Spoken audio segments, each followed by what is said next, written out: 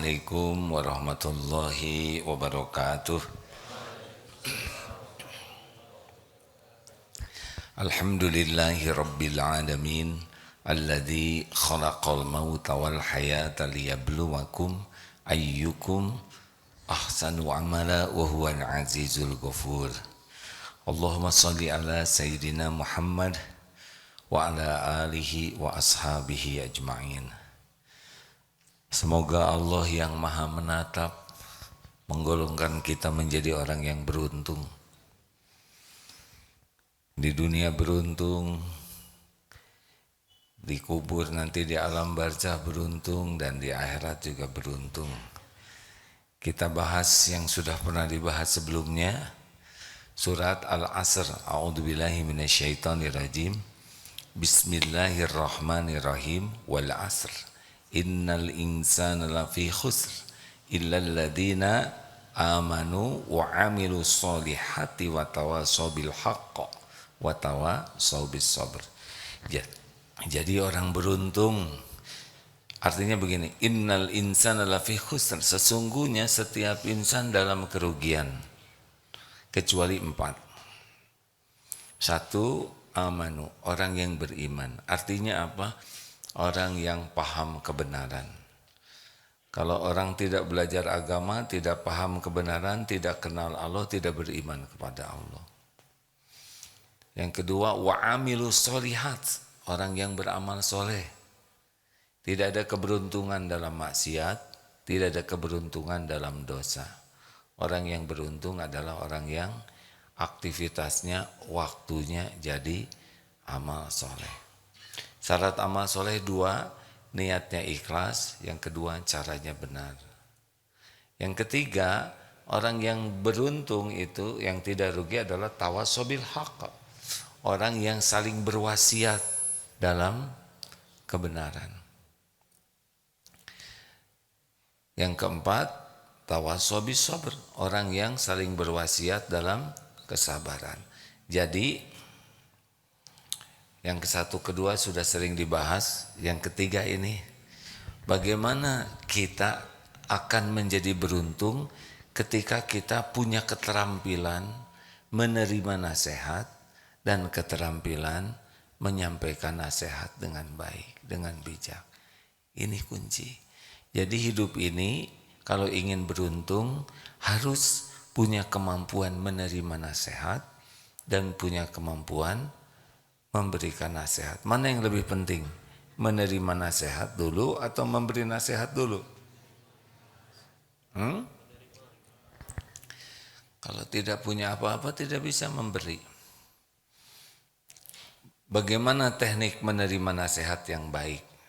1, kita harus menyadari bahwa kita ini, sadar diri namanya, kita ini makhluk lemah, makhluk bodoh, makhluk yang punya kekurangan, keterbatasan, yang kalau kita ingin jadi baik, kita memerlukan terus banyak nasihat. Benar? Yang kedua, yang pertama sadar diri ya, bahwa kita ini memerlukan. Yang kedua, kita ini meminta kepada Allah petunjuk. Ihdinas siratal mustaqim. Itu 17 kali dalam Fatihah kita doa, ya Allah berikanlah kepada kami jalan yang lurus, tunjukkan jalan yang lurus, jalan orang-orang yang Engkau beri nikmat kepadanya, bukan jalan orang yang Engkau murkai, bukan jalan orang yang sesat. Jadi kita tuh benar-benar minta petunjuk. Siapa orang yang diberi nikmat? Ada 4. 1, nabiyin, sudah tidak ada. 2, sidikin. 3, syuhada. 4, solihin. Inilah yang kita minta. Nah sekarang Allah mendengar tidak doa kita? Jawab, dengar. Allah maha mengabulkan. Lalu Allah kabulkan doa kita minta petunjuk lewat siapa saja. Mungkin lewat guru, ulama, lewat orang tua, lewat suami, lewat istri, lewat anak, lewat Berbagai jalan Allah memberikan kepada kita perbaikan, nasihat. Bisa lewat teman, adik, kakak, lewat bisa nasihat itu dalam bentuk hewan. Ada kucing, tiba-tiba kucing punya makanan diberikan kepada anaknya. Ini pun nasihat bagi kita. Ma khalaqta hadza batila. Tidak ada kejadian yang sia-sia. Oleh karena itu ketika datang nasihat, memang ada beberapa kemungkinan. Satu, nasihatnya benar, cara penyampaiannya baik, bijak. Ini yang paling enak. Tapi ada juga yang nasihatnya benar, tapi penyampaiannya tidak cocok dengan keinginan kita. Agak ketus, agak kasar. Ada juga yang nasihatnya tidak benar, tapi disampaikan dengan benar, dengan baik. Tapi isinya tidak benar. Ada juga yang isinya nasihatnya tidak benar, disampaikan dengan cara yang batil. Semua ini ujian bagi kita. Tidak semua nasihat enak. Ada juga yang tidak enak caranya. Bagaimana kalau nasihatnya enak, caranya enak, tambah syukur kepada Allah. Bagaimana kalau nasihatnya benar, tapi caranya tidak sesuai harapan? Berarti kita selain dapat nasihat, kita dapat ladang pahala sabar. Ladang pahala penggugur dosa. Kita jadi berguguran dosa kalau tersakiti. Kita bisa berlatih kesabaran, berlatih untuk memaafkan. Tidak ada ruginya, kan? Orang rugi itu orang yang tidak sabar. Jadi ketika datang nasihat lewat siapa saja, ini hati harus yakin ini terkabul doa. Ini yang saya minta. Ini yang saya perlukan.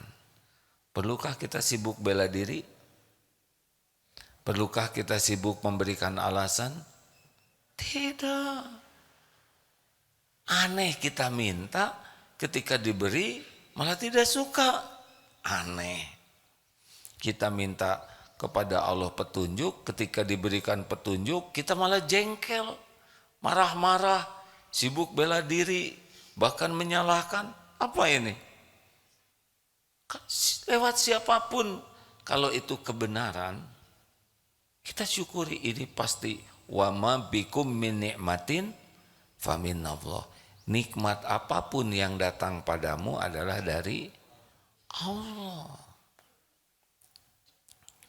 Misalkan anak, bapak jangan sombong dong jadi bapak-bapak misalkan.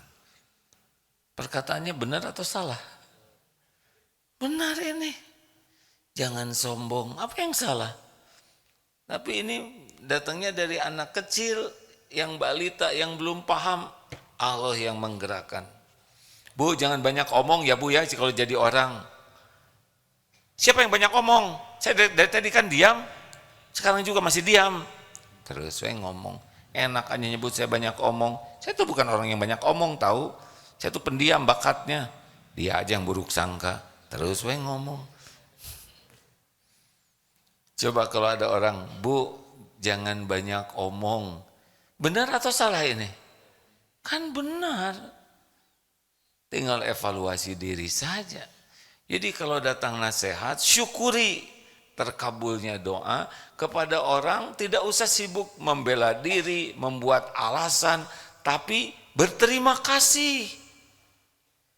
Fokuslah kita mengevaluasi diri dan fokuslah memperbaiki diri. Apa sih kepentingan kita dalam hidup ini? Kan? Membela diri, ingin dipuji? Bukan. Yang penting bagi kita tiap waktu berubah jadi lebih baik. Mau apa saja dunia enggak ada masalah. Yang penting kita tiap waktu jadi lebih baik. Iya kan? Mau kita bodoh terus? Jelek terus sikap kita? Tidak mau. Nah sekarang ada orang yang jadi jalan, kenapa kita sakit hati? Kenapa? Tahu kenapa kita sakit hati? Karena sombong kitanya. Tidak suka terhadap kebenaran. Kalau kita rendah hati, wa idza khatabahumul jahiluna qalu salaman. Perkataan kita baik-baik saja. Nah, misalkan yang memberi nasihat itu kan macam-macam rankingnya ya. Ada yang bicara kepada kita memberi masukan tuh. Ada temen yang suka ngeyel aja dia tuh. Orangnya tuh celetak-celetuk, gak enak terus. Ada kan yang seperti itu ya. Hei penjol, kan kita benjol, betul tidak? Hei hitam lu, kita coklat tua udah deket ke hitam. Memang tidak boleh kita berkata begitu ya, jangan ditiru ini. Tetapi kalau orangnya memang tukang ngomong gak enak, ya sudah. Kita nggak usah sakit hati, ini latihan sabar. Tapi ada juga orangnya guru yang niatnya baik, yang selama ini ngajarin kebaikan, suatu saat memberikan kepada kita masukan, nasihat, yang nggak ada track recordnya menzolimi kita, Masya Allah. Misal saya punya guru, ya, guru menegur, guru bahkan menegur dengan keras karena saya salah. Perlukah saya bela diri? Perlukah saya jadi benci ke guru saya? Enggak perlu. Karena track recordnya juga selama ini memberikan yang terbaik kepada kita. Kalau caranya kurang pas, ya berarti itu ada dosa kita di sana. Stop sibuk membela diri. Stop sibuk sakit hati. Apa perlunya sakit hati kan? Apa perlunya sakit hati? Kita minta nasihat, nasihat diberikan, terus sakit hati. Aneh, benar? Halo? Gak boleh. Gak boleh kita menjadi orang yang tahu sensitif. Mudah sakit hati, mudah tersinggung, mudah jengkel. Kita tidak akan maju. Harusnya menjadi orang yang bersyukur, berterima kasih. Karena kita dibantu menjadi lebih baik. Contoh sederhana ginilah. Maaf ya, saya mohon maaf. Ada upil di sini.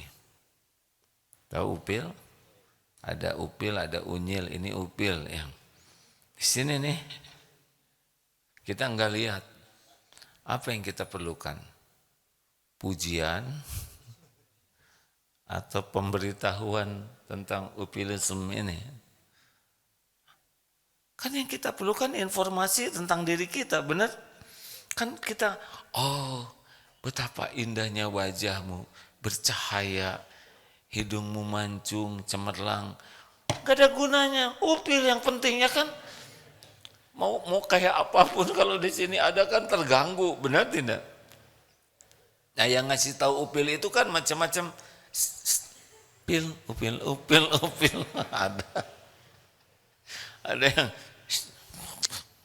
Ada yang bawa cermin, bantu, macam-macam caranya dilihatin. Upil. Ada juga, kamu teh udah ngaca belum? Pakai dong matanya, itu upil. Ada yang nggak enak. Mana yang paling penting bagi kita? Perkataan orang atau informasinya? Informasinya. Oh, jadi jangan, itu upil di hidung, pakai dong matanya. Kamu nih nggak bener banget sih, jangan ditiru perkataan ini ya. Ngaca-ngaca tapi nggak beres, tersinggung.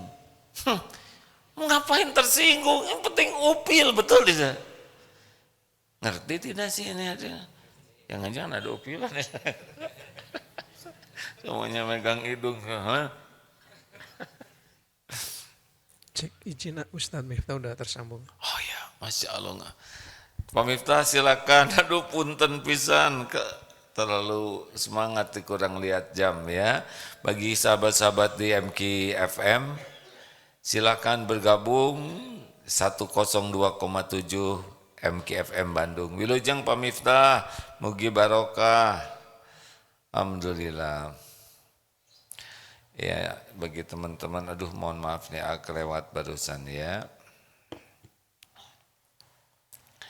Nah, lanjutkan jangan.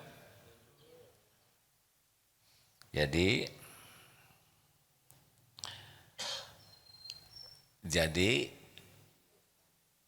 kalau ada yang memberi masukan seperti apapun, lihat intinya ya. Apa sih inti informasi ini? Nah, biasanya kita sakit hati itu karena kesombongan kita. Kita merasa udah bagus, udah benar, udah hebat, udah berjuang, udah terus lebih sibuk kepada kata-kata yang tidak cocoknya, bukan kepada intinya. Saya nggak enak dia nyebut saya ngacanya nggak benar. Bukan masalah itu, intinya kan info tentang si dia, ya kan? Nah, orang-orang yang kurang serius itu malah sering sakit hati. Lihat esensinya apa. Misal nih ya, kita sholat atau saya lah ngimamin tadi. Terus ada yang salah. Mungkin ada yang ngoreksinya baik-baik ya, karena tapi ada juga boleh jadi orang salah.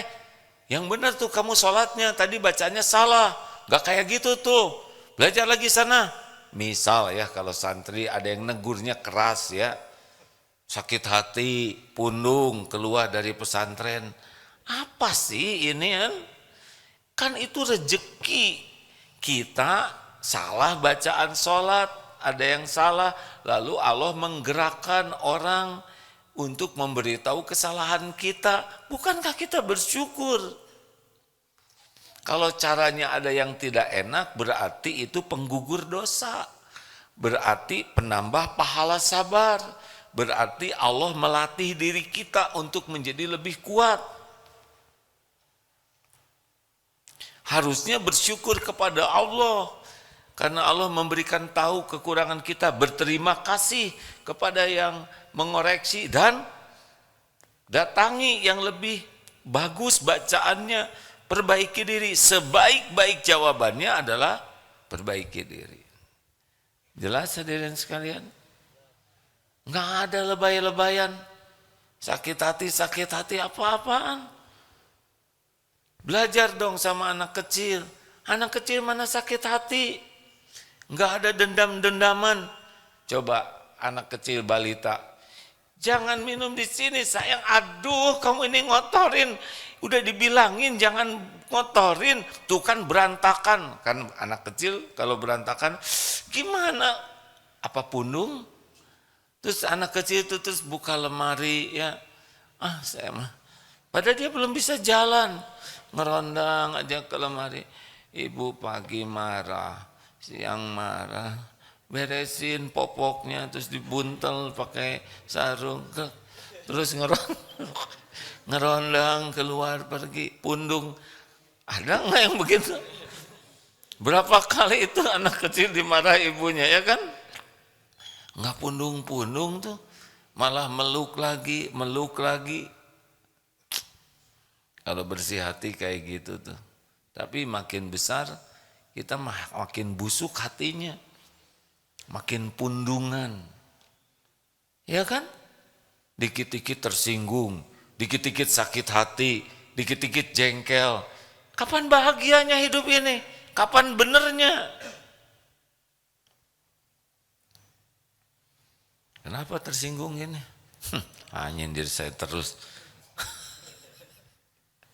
Karena ada yang datang ke pengajian, pasti suami saya katanya laporan ke si AA, ceramahnya nyindir saya terus. Siapa lagi?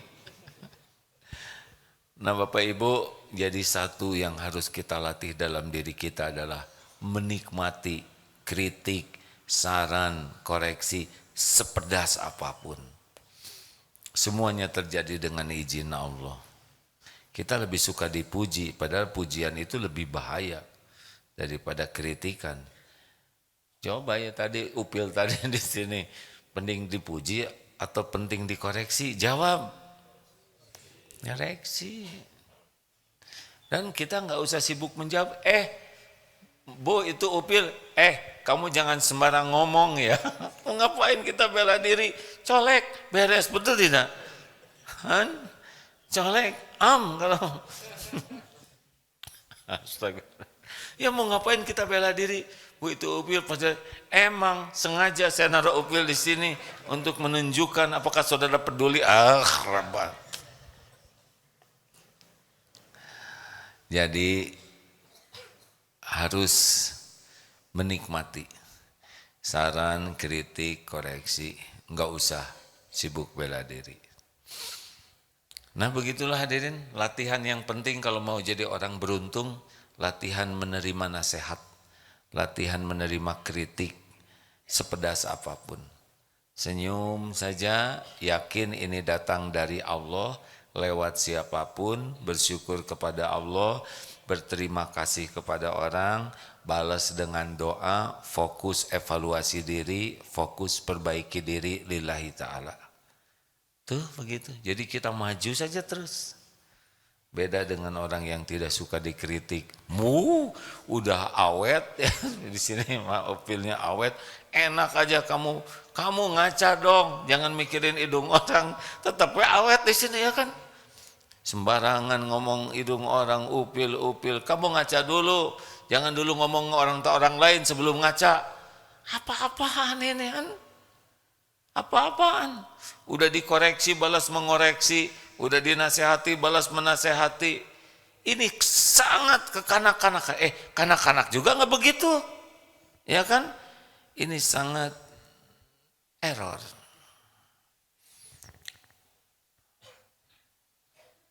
Masih ingat teori batu? Ada batu di sini. AA nggak lihat apa yang ada di balik batu. Ada makanan enak, kesukaan. Di sini ada ular berbisa. Informasi mana yang terpenting? Tentang makanan, tentang ular. Ular. Kenapa?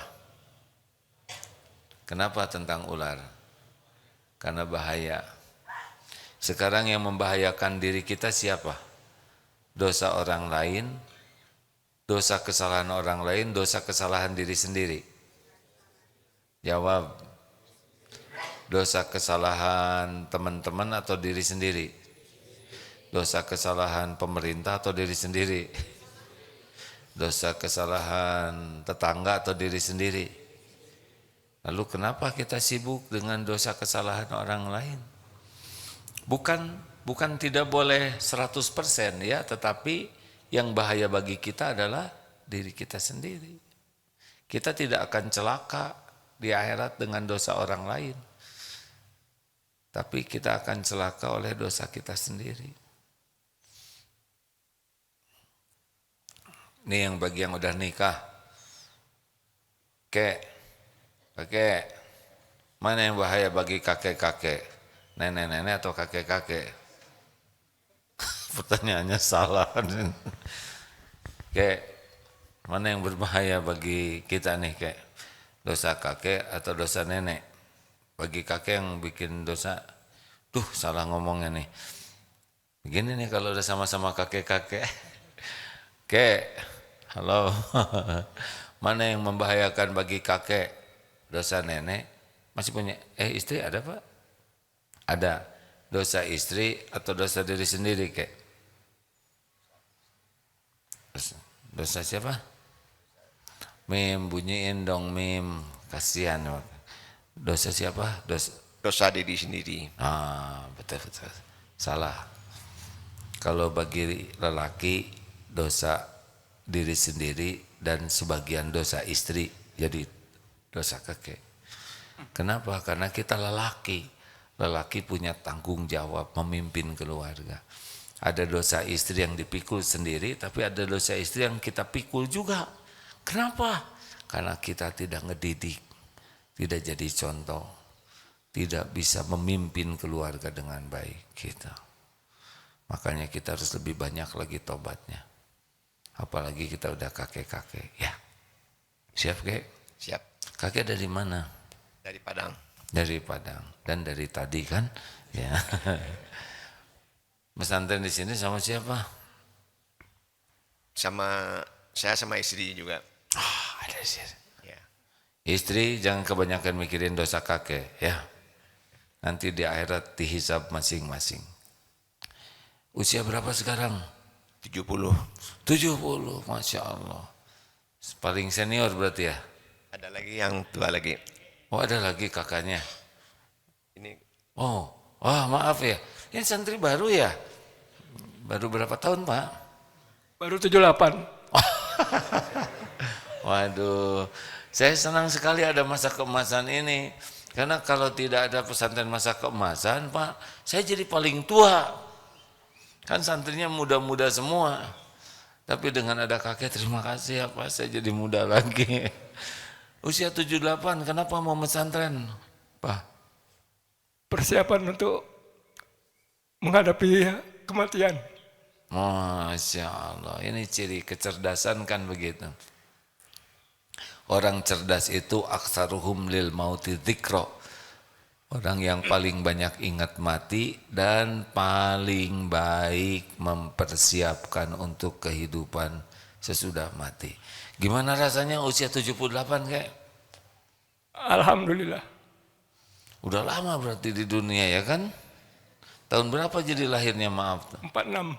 46, alhamdulillah. Enggak malu ini mesantren sama anak-anak begini? Tidak. Iya benar. Kenapa malu? Malah memberi contoh ya. Sampai usia senior tetap belajar. Sudah berapa hari jadi di sini kakek? 20 hari. Hah? 21. 21. 24. Enggak apa-apa. Saya tidak boleh membebani. Enggak apa-apa, berapa aja lah yang paling penting sehat ya. Alhamdulillah. Senang tidak di sini? Alhamdulillah senang. Apa yang didapat selama pesantren di sini? Banyak ilmu. Banyak ilmu. Banyak kawan kan itu santri satu udah pada datang.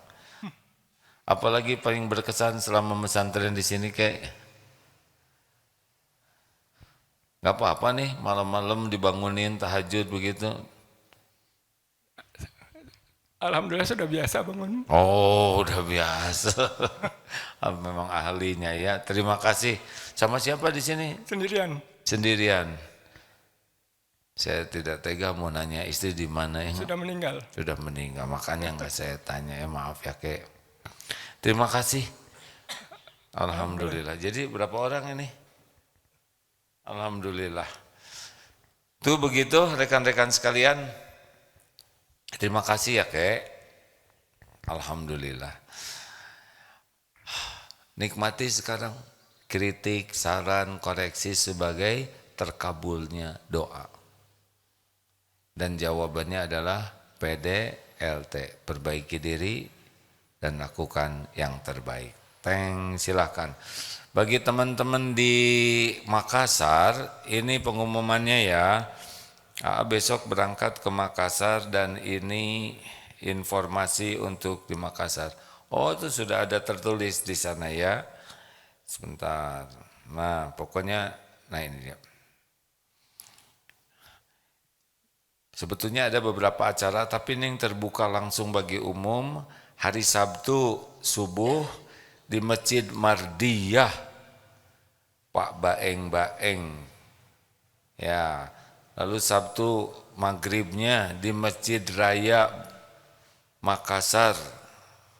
Maghrib itu 18.30. Kemudian Ahad subuhnya di Masjid Baitur Rahman Jalan Urip Sumoharjo. Ya begitulah itu diantaranya ya. Sudah lama nih tidak ke Makassar. Apa kareba? Ada di sini Makassar. Apa kareba?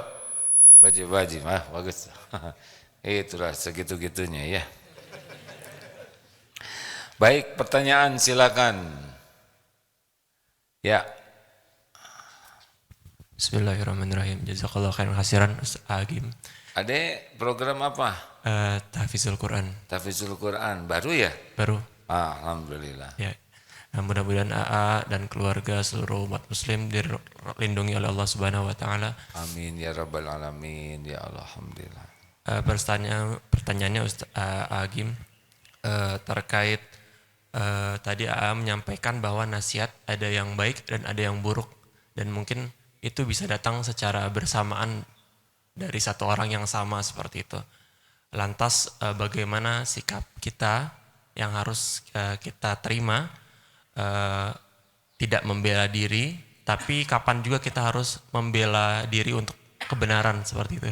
Oh iya, mungkin tadi terlewat ya. Boleh jadi salah kita dinasehati tapi dengan sesuatu yang tidak kita lakukan. Yang penting adalah kita simak dulu dengan baik. Jangan memotong nasihat, karena kalau memotong kita belum utuh ya. Dan kita yakin ini kejadian terjadi dengan izin Allah sebagai ujian. Nasihatnya ada yang pas, ada yang kurang pas, dua-duanya ujian. Dan kita harus lulus. Bagaimana kalau kita dianggap melakukan sesuatu yang tidak kita lakukan? Jawab saja dengan baik-baik ya, tanpa emosional. Makanya kamu harus tahajud terus supaya kuat, padahal kita tahajud. Nah, mungkin perlu bantuan beliau. Alhamdulillah. Sampaikan saja, taufik Allah, saya dengan pertolongan Allah dalam seminggu itu tidak ada yang lepas. Dah lempeng saja. Makanya bayar zakatnya. Kita nggak usah jawab, tinggal keluarkan dari DT Peduli. Ini begitu. Kadang kita perlu memberikan fakta. Yang jangan itu emosional. Kalau emosional jadi kabur. Masalahnya jadi antara luka dengan luka. Tidak, ini fakta dengan fakta. Ya. Saudara harus disiplin dong. Kalau kerja yang rajin, disiplin. Nah, karena dia menyangka kita tidak disiplin, kita nggak usah sakit hati. Oh, ini ujian bagi saya dianggap sering bolos ke kantor. Tinggal bawa absensi. Alhamdulillah Pak, ini sekedar informasi. Dah sampaikan. Nggak usah Bapak, jangan banyak ngomong. Nggak usah gitu, nanti keluarin ya. Mungkin Bapak memerlukan data, kasih data. Nah, biasanya yang lebih ribetnya itu adalah perasaan dengan perasaan.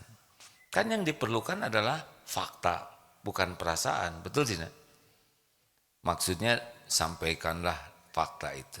Ada kalanya kita harus menjawab, tetapi esensinya apa gitu. Kalau menjawab juga hanya, dan kita menjawab ke orang yang tidak mau kalah, percuma, betul tidak? Ini orang udah merasa benar sendiri, ngomong sendiri, dan memang track recordnya begitu, ya udah nggak usah dijawab. Gini ya, misal ada orang yang menghina kita, dan dia emang kerjanya menghina ke siapapun, udah biarin aja. Orang itu kan beda-beda, tapi ada orang nih, ini guru, baik, selalu berjuang ingin kepada kita kebaikan. Suatu saat guru ini menegur kita, terus kita sakit hati, ini enggak benar. Track record guru itu adalah melakukan yang terbaik buat kita. Lalu ada menegur kita dengan cara yang tidak cocok menurut kita. Terus kita pundung, ini tidak benar. Lihat track record guru ini. Lihat track record orang tua, bagaimana berjuang, berkorban, hanya kebaikan untuk kita. Kalau suatu saat mengatakan yang tidak cocok, kita enggak boleh nilai setitik, rusak susu satu tangki. Tapi emang dengan manusia kayak gitu. Nilai kita berbuat 10.000 kebaikan, kemudian kita melakukan satu kesalahan. Manusia cenderungnya lihat kepada kesalahan dan melupakan. Tapi kalau kepada Allah kita melakukan 10.000 kesalahan, terus kita melakukan satu perintah Allah dengan ikhlas sekali, itu bisa diampuni itu oleh Allah. Ya, tapi kita nggak usah sakit hati. Orang tidak berterima kasih, tidak apa-apa. Terus saja berbuat baik. Nah, kita berbuat baik bukan untuk diterima kasihi orang. Kita berbuat baik karena itulah amal kita. Begitu deh. Jangan emosional, intinya mah itu. Ya, pertanyaan selanjutnya ada? Ibu Ngacung? Ya. Bapak, gilirannya Pak ya, nggak apa-apa. Bismillahirrahmanirrahim. Assalamualaikum warahmatullahi wabarakatuh, Pak. Waalaikumsalam warahmatullahi wabarakatuh. Dari yang diterangkan AA, Ibu teh siapa? oh dari saya mana? teh. Saya Susan Ustadz dari Jogja. Bismillah. Dalam rangka apa? Dalam rangka mau ikut kajian AA hari ini sama mau insya Allah kami berempat mau lihat program keemasan insya Allah. Usianya masih sudah sih belum sih kita masuk lansia belum ya? Udah nggak apa-apa.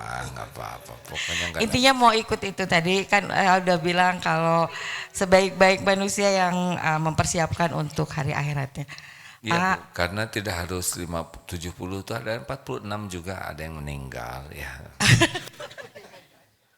Kirain yang ikut ini. Silakan. Yang diterangkan AA sepertinya saya memang bukan memang manusia error karena ketika ada yang memberi nasihat mungkin secara tidak langsung sebetulnya itu nasihat tapi kebanyakan ada beberapa diterimanya itu nggak enak gitu ya kan karena ingin berbuat yang lebih baik bukan sakit hati tapi masa sih saya teh seburuk itu gitu ya. Jadi ketika akan memperbaiki diri itu menghilangkan menyadari bahwa saya seburuk itu tuh masih sulit gitu kayaknya nggak buruk-buruk banget lah gitu. Oh. Nah itu kan berarti kan masih sombong. Tapi dalam perjalanannya tuh ketika akan memperbaiki itu masih berat ya gitu. Jadi itu ada apa dengan saya ya? Itu aja. Saya tidak tahu. Artinya ya itu tadi masih error. Tapi itu tuh lama gitu baru menyadari oh baiklah kalau seperti itu saya akan menjadi lebih baik. Tapi proses menjadi itu tuh nggak pernah bisa cepet gitu. Harus mikir. Jadi sakit hati heula baru aja mau berbaiki. Pengennya teh seperti nasihat langsung gitu. Oh iya perbaiki gitu. Nah, tapi belum. Baik ya. Saya sebetulnya mau sabar ya mendengarkan terus. Tapi saya nggak punya kesempatan buat jawab. Iya. Atur nuhun. Assalamualaikum. Oh, udah selesai ya udah. Udah. Jadi gini Bu. Ibu kesadaran untuk gini. Ibu dengan mendengar ceramah seperti ini kesadaran untuk menjadi lebih cepat lebih baiknya meningkat tidak? Iya. Dibanding dengan tidak mendengarkan ilmu, ada beda tidak? Sebelum dengar ilmu, sesudah dapat ilmunya, beda enggak? Beda insya Allah. Kurang nendang nih. Beda, tapi kan kalau ama baik ngasih nasihatnya. Kan kalau pas nerima, Bu jangan cerewet aja tiap hari teh ibu mau ngomong. Masa ibu teh ngomong aja? Gitu, tapi terus. Tapi saya bisa mengerti Bu ya yang menasehatin ibu ya dengan beberapa waktu ketemu aja udah jelas. Jadi gimana yang sehari-hari bareng ya kan? Ini aja baru ketemu, enggak apa-apa Bu ya. Saya harus bijaksana sekali hadirin. Bu, rezeki terbesar itu adalah ketika kita diberitahu oleh Allah kekurangan kita. Berarti ciri orang yang bekal tobat itu adalah dia menyadari kekurangannya. Jadi salah satu nikmat besar dari Allah adalah kita bisa jujur mengakui kekurangan kesalahan kita. Itu nikmat besar. Karena dari sinilah bisa tobat. Dari tobat bisa memperbaiki diri. Nah, musibah besar bagi diri kita adalah ketika kita tidak bisa jujur melihat kekurangan kita, sibuk saja menyalahkan orang lain. Sibuk saja, habis suami saya emang gini, dia mah jarang di rumah, ngantor terus, jarang pergi ke pengajian, sekalinya ngomong nyakitin. Itu enggak ada guna sama sekali. Ya pernah ada ibu-ibu tukar pikiran, anaknya belum baik akhlaknya. Saya nyebutnya belum baik ya, bukan tidak baik. Karena siapa tahu sekarang sudah jauh lebih baik dari kita-kita. Anak saya tuh nakal sekali. Terus menurut ibu kira-kira apa nih penyebabnya anak? Yang pertama anak ini jadi jelek kelakuan adalah bapaknya. Tegas aja bulat gitu. Suami saya tuh ngantor terus, kerja terus, jarang di rumah. Sekali ke rumah pulangnya udah malam, ngomel-ngomel. Gak ada yang bagusnya sama sekali. Saya tuh bener-bener gak kasih contoh. Habis tuh suaminya tuh. Dan kelihatan puas sekali tuh. Udah gitu siapa lagi bu? Yang kedua ini penyebabnya sekolahnya. Padahal dia yang nyekolahin di sana. Emang sekolahnya sekolah Islam tapi borju. Duit melulu, pamer, ngambek, budal sepertinya tuh. Dah, ada lagi bu, sebetulnya saya tidak begitu fokus kepada jawabannya ya, tapi bagaimana polanya. Yang ketiga ini teman-temannya, ini ngaco, dasar anak-anak orang kaya, orang didik, ngambek ke orang tua murid. Ini anak-anaknya tuh pamer aja, pamer sepatu, pamer HP, pamer kendaraan, nggak ada yang benar. Puas tuh ngomongin anak orang. Ada lagi bu, teknologi sekarang ini zaman error, zaman ngaco, ngambek ke teknologi. Gara-gara HP anak saya jadi kaget terus ngambek. Udah jelas kalau gitu. Kira-kira masalahnya apa bu? Masalahnya apa kira-kira? Dirinya sendiri. Ya ibu itu. Jadi kalau orang sudah sibuk aja orang lain yang salah, udah itu musibah besar. Gak bisa lihat kekurangan diri. Kalau nggak bisa lihat kekurangan diri, terus apa yang mau diperbaiki lah diajak nggak ngaku ya.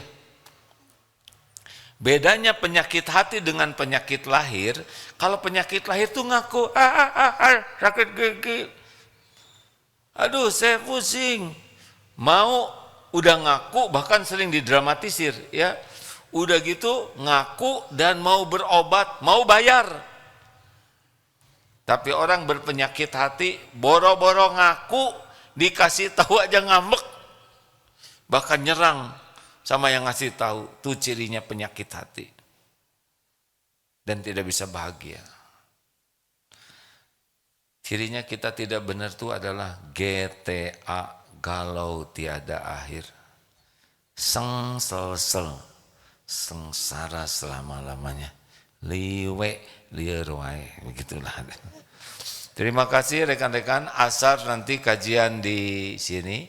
Insya Allah nanti malam kajiannya agak khusus, yaitu tentang ayat kursi. Ya, harusnya dengan membaca ayat kursi iman kita tuh menguat. Tapi setan harusnya takut, tapi kita malah takut sama setan lagi. Ya. Padahal sambil baca ayat kursi itu sambil lari. Nah inilah yang kita coba meyakini Allah dengan ayat kursi. Silakan kajiannya nanti malam Jumat di Darut Tauhid dan bisa disimak di media sosial. Subhanakallahumma bihamdik asyhadu alla ilaha illa anta astaghfiruka wa atubu ilaik. Assalamualaikum warahmatullahi wabarakatuh. Makasih semuanya ya.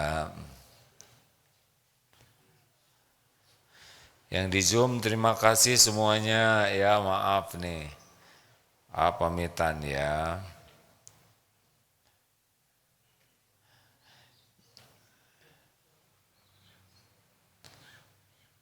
Terus mau ngapain kita pada diam-diam ginian?